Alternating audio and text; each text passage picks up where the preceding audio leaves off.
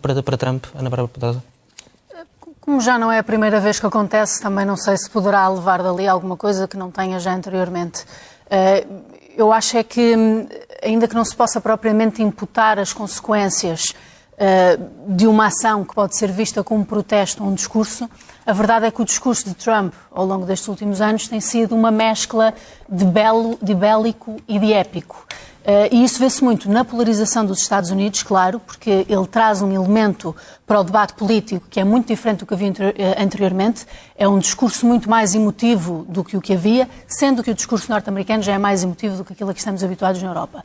Só que Trump tem um poder simbólico enorme e, portanto, ajuda a que sejam criados pequenos fogos de extrema-direita ao longo do resto do planeta. Vemos imitações da estratégia de Trump até em Portugal e vemos muitas vezes a importação desse discurso, o nacionalismo exacerbado, por exemplo, mas também a forma como se trata o outro, a ideia do outro, o outro como coisa totalmente outra e muito diferente de nós. Isso é uma coisa que Trump traz muito para a política, vive disso na política.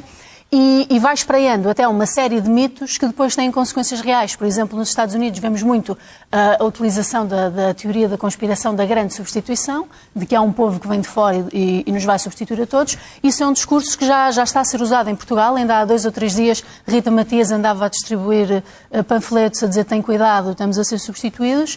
E esta ideia bélica e épica ao mesmo tempo de olhar para fora, depois tem implicações concretas que até podem passar despercebidas, mas que vão beber à raiz da violência do discurso da extrema-direita.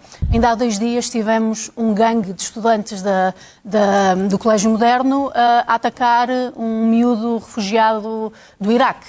A questão da morte do Alcino Monteiro, também com motivações políticas, claro, muito anterior, mas é uma coisa que vai beber desse discurso que é utilizado. Mas se olharmos para o ataque de que foi alvo no início da semana, Donald Trump, não estaremos propriamente a falar de um ataque que veio da extrema-direita. Claro, o que eu digo é que o próprio discurso bélico ajuda a polarizar. Aliás, até podemos também usar... É comum a todos, aos dois lados. O discurso bélico, a demonização do outro, o cancelamento do outro. Isso em Portugal não vê mais da extrema-esquerda. Não, isso é mentira. É mentira. Onde é que vê a demonização do outro? Olha, a mim chamam-me fascista toda a hora, não aceitam diferença de opinião. Colar o outro de Vamos deixar só a Ana Bárbara Pedrosa concluir e eu abro... A demonização do outro como estratégia da esquerda é uma coisa que não existe. Basta ver a esquerda é só paz, amor. Basta vermos o discurso da extrema-direita e a identificação permanente de alvos para sabermos que não é isto que acontece. A extrema-direita pega em grupos étnicos e considera-os um alvo, pega em habitantes de outros países e considera-os um alvo, pega em qualquer pessoa que seja LGBT e considera um alvo, basta ver... Nós tivemos agora um atentado com um coquetel Molotov, uma manifestação anti-aborto e agora vai dizer que não é coisa da extrema-esquerda. Isso teve apoio político de quem? Da extrema-esquerda? O homem era militante do PS? Ah, não era? Não era do PS, não é de extrema-esquerda. Mas era do PS? Era do Chega? O homem era do Chega? É mentira? Não houve um coquetel Molotov contra a manifestação anti-aborto? A questão não é essa. Não teve apoio político. Está-me a dizer que teve apoio político. Então ele era de onde? Quais eram as ideias do homem? Ele detestava, ele demonizava as pessoas que são contra o aborto. Qual é o grupo... Desculpe lá, está a usar um elemento. Se acha sinceramente que no mundo português, no mundo europeu, no mundo americano, a violência vem para a extrema-direita, então eu conceito que abra outro olho. Miguel Morgado, deixe-me só a Ana Bárbara terminar e já lhe devolvo a palavra. Acha que a única violência que existe é o tipo de violência xenófoba? Acha que é o único tipo de violência política que existe? Nós tivemos FPs 25, tivemos brigadas revolucionárias, tivemos agora Se calhar, se me permitisse concluir, Miguel Morgado, vamos só deixar... Podia correr Ana Bárbara. O que acaba de dizer é uma mentira. Eu não interrompi. Eu já vou abrir a palavra aqui a este lado da mesa. Não teve apoio político, partidário, de absolutamente ninguém. Então, a agressão ao miúdo iraquiano. E o miúdo iraquiano teve apoio de quem? Não, deu um exemplo da agressão ao miúdo iraquiano. Então, mas seja consequente com o que acabou de dizer. Miguel, vamos só, eu segui já lhe passo a palavra. Eu estou a desfazer a sua mentira ao dizer que o coquetel Molotov teve apoio político. É muito desagradável dizer o não tem coerência nenhuma no que está a dizer e diz que tem coerência quando acabou de dizer vamos tentar... do rapaz iraquiano. Alguém apoiou o ataque ao rapaz iraquiano? Ana Bárbara, para concluir, só para abrirmos o debate. O Bloco de Esquerda condenou o coquetel Molotov, o Partido Socialista condenou o coquetel Molotov, os outros partidos de esquerda fizeram. Então, se era o que mais faltava, não venha dizer que tem apoio. Mas ele era de esquerda. Deixa-me abrir agora aqui ao João Soares e já vou algo assim outra vez da extrema-direita, como estava a dizer o Ricardo Marchi, que provoca mais mortes, a extrema-esquerda faz igualmente ataques, mas não com tantos mortos. Isto não prova aquela ideia que a Ana Bárbara estava a lançar há pouco, que diz que é muito mais esta violência dirigida a determinadas comunidades? Não significa nada disso. Por exemplo, nós agora estamos a ter um problema muito sério em França, na Alemanha, Inglaterra, de antissemitismo, virado a um grupo étnico, por causa da questão de gás e tudo mais. Mas é também decorrente de agora haver muitos grupos ligados às comunidades islâmicas europeias que organizam essa violência. Enfim, Londres tornou-se neste momento uma espécie de campo aberto de caça aos judeus, que são esfaqueados, quer dizer, os ataques têm-se desmultiplicado. Não sei se a imprensa portuguesa tem alguma dificuldade em acompanhar o ritmo. Eu, por acaso, tenho acompanhado. Existe um clima de intimidação generalizada às populações judias. Isso é uma manifestação racial que tem agora já nem sequer uma origem política, por isso é que eu estava a dizer, há novas fraturas a desabrochar, digamos assim, no continente europeu. Coisas novas que, no entanto, vão remeter para a história do passado europeia. Eu vou dar este exemplo, a propósito também das organizações da violência islâmica contra judeus e não só. Neste momento, o projeto político da extrema-esquerda é fazer uma espécie de síntese ou de uma aliança entre o projeto revolucionário laico da extrema-esquerda e o avançar da agenda islâmica ligada aos setores mais radicalizados e mais politizados das comunidades islâmicas na Europa. É isso que o Mélenchon está a liderar na Europa e agora já tem os seus copycats nos verdes, por exemplo, em Inglaterra. É exatamente esse o Mamdani, de quem o João Soares estava ali a dizer com elogio, mas enfim. Isso é o regresso a uma política do mais perigoso e mais violento que existe. Eu espero que as pessoas tenham noção de que, em grande medida, a democracia construiu-se contra esse entendimento do que é a política. Este entendimento do que é a política de Mélenchon e os outros é o quê? É que nós formamos clivagens políticas, não em torno de divergências quanto às nossas concepções de justiça ou clivagens sociais, as clivagens tradicionais, mas em torno de identidades religiosas e raciais. Eu quero chamar a atenção das pessoas, isso é o passado da história da Europa no século XVI, no século XVII, de que nós nos livramos com milhões de mortes às costas e fomos nos livrando com muito custo. Se quisermos regressar a uma política dessas, que é, pelos vistos, o projeto que essa malta agora tem, a extrema-esquerda, sim, é a extrema-esquerda, que quer levar agora isso por diante um pouco por toda a Europa, então isso significa que a democracia se torna incompatível com esta política. A democracia torna-se incompatível.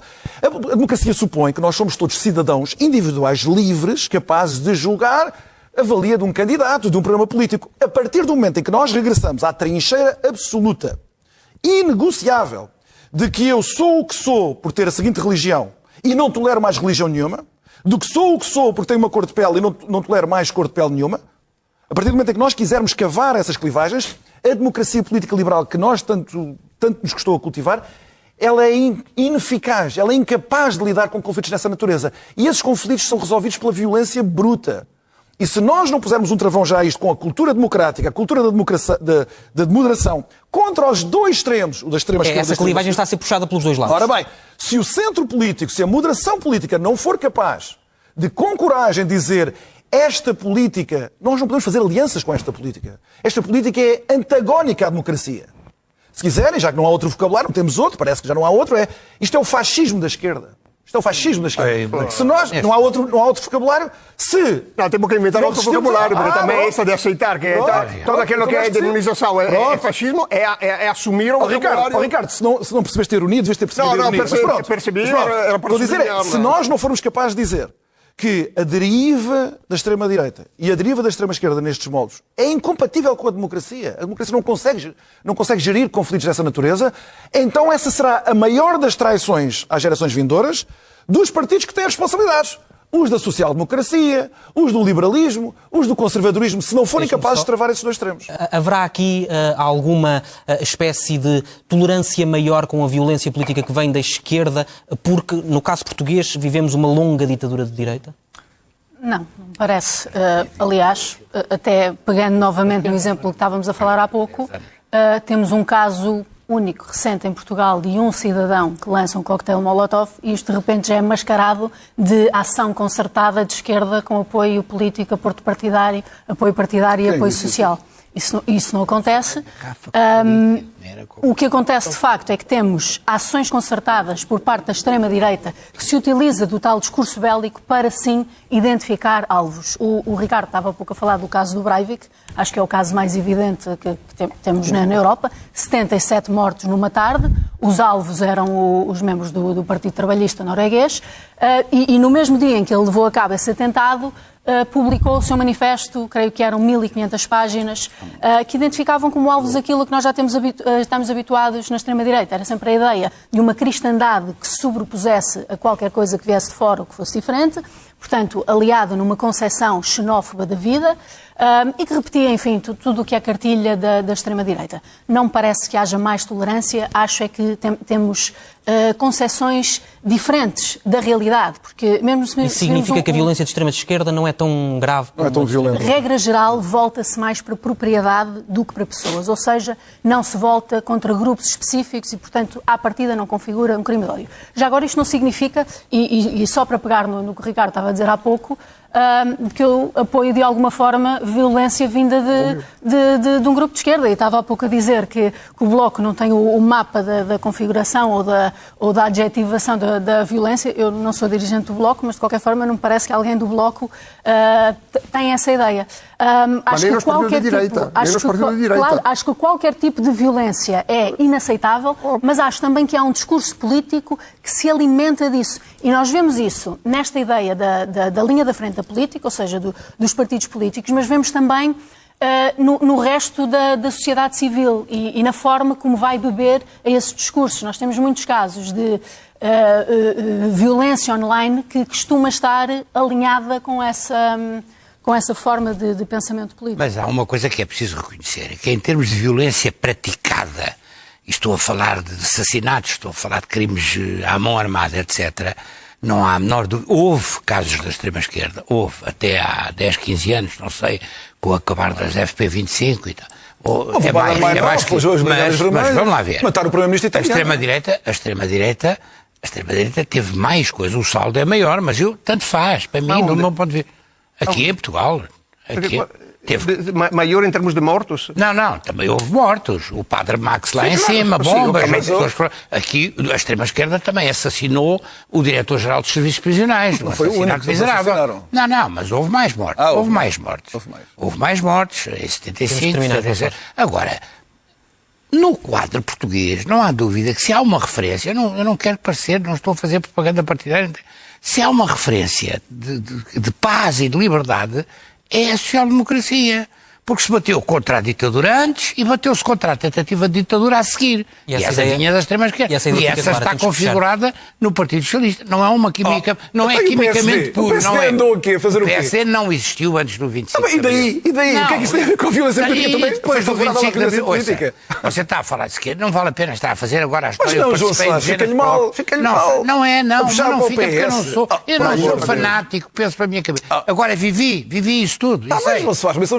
Você está-me a dizer, olha, até no 5º governo provisório, quem é que saiu do 5º governo? Foi o PS. E depois lá veio o PSD com o Emílio Guerreiro, o Dr. Sá Carneiro estava em Londres. Essas escolhas políticas que têm agora, o combate em 75. João Soares, 5 segundos, só para dizer que a coisa interessante dos últimos anos é que nós temos partidos radicais à direita e à esquerda, com milhões de eleitores em toda a Europa, e não há aquele pico de violência política. Vamos ver, Ricardo, vamos ver. Eu creio que não irá haver, porque a cultura política destes milhões de radicais, eleitores radicais, é diferente daquilo que nós vimos décadas atrás. Não estou nada otimista. Nós temos já partidos radicais que estão no plano a extrema-esquerda ficou reduzida. Temos que fechar, João Soares, muito obrigado.